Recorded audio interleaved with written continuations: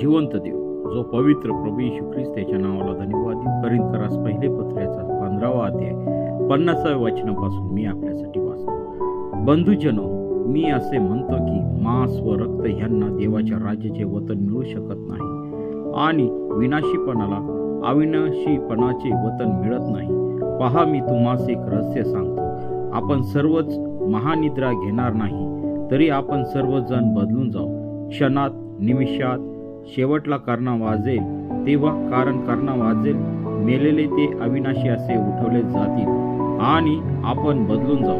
कारण हे जे विनाशी त्याने अविनाशीपण परिधान करावे आणि हे जे मर्त्य त्याने अमरत्व परिधान करावे, हे आवश्यक आहे. हे जे विनाशी त्याने अविनाशीपण परिधान केले आणि हे जे मर्त्य त्याने अमरत्व परिधान केले. असे ते जेव्हा होईल तेव्हा मरणात गिळले गेले आहे असा जो शास्त्रलेख आहे तो पूर्ण होईल. अरे मरणा, तुझा विजय कोठे? अरे मरणा, तुझी नांगी कोठे?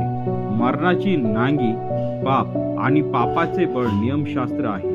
परंतु जो देव आपल्या प्रभू येशू ख्रिस्ताच्या द्वारे आपणाला जय देतो, त्याची स्तुती असो. वाचलेले वचन देव आशीर्वादित करू. आमेन.